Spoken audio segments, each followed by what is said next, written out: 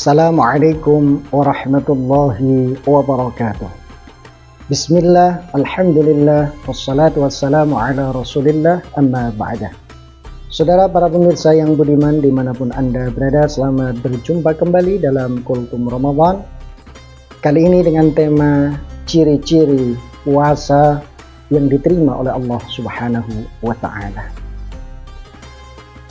Ibnu Athaillah As-Sakandari dalam kitabnya Al-Hikam menyebutkan, man wajada samrata amalihi ajilan fahuwa dalilun ala wujudil qabul.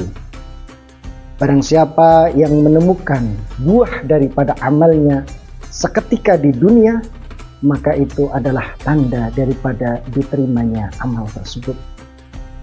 Asy-Syaikh Ahmad Zarruq dalam syarah Al-Hikam menyebutkan bahwa samrah atau buah daripada amal itu bisa bersifat ad-diniyah dan bisa bersifat ad-dunyawiyah.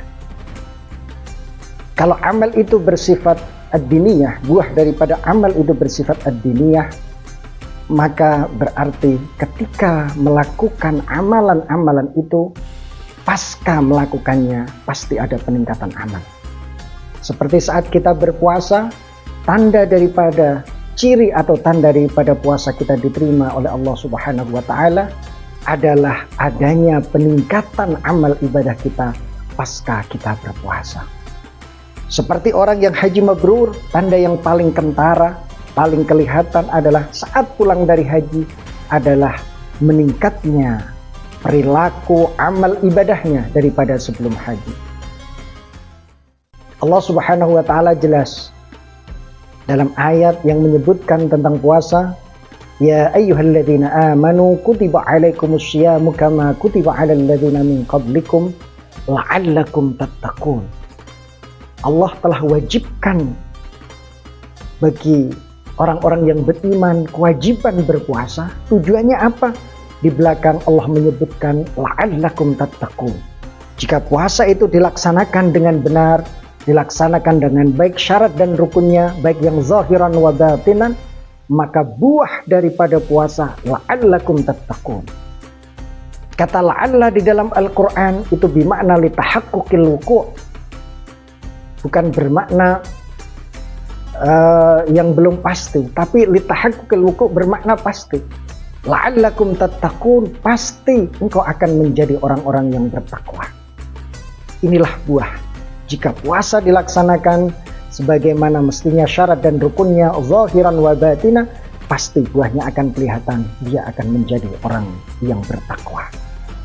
Jika setelah puasa kok berbalik, amal ibadahnya semakin turun, ke masjid menjadi turun, membaca Al-Qur'annya menjadi turun, maka puasanya perlu diteliti kembali. Jangan-jangan itu termasuk bagian daripada puasa yang tidak diterima oleh Allah Subhanahu wa Ta'ala. Oleh karena itu, Kiai Jawa sering menggambarkan, berpuasalah seperti puasanya ulat, jangan berpuasa seperti puasanya ular. Dua hewan ini, ular dan ulat, sama-sama ada masa-masa tertentu dia harus berpuasa. Tetapi keduanya memiliki hasil yang berbeda pasca puasanya. Ular ketika mau berganti kulitnya, maka dia harus berpuasa terlebih dahulu. Dan setelah itu, Allah ganti kulitnya menjadi lebih muda. Akan tetapi yang berubah dari ular hanya fisiknya. Dia lebih muda, kulitnya lebih bagus, kulitnya lebih halus. Akan tetapi sifat dan perangainya tetap sama antara sebelum puasa dan setelah puasa. Jika ular sebelum puasa adalah makhluk yang garang, ganas, suka menggigit siapa saja yang berani mendekatinya, maka pasca berpuasa perilakunya tidak berubah, wataknya tetap sama.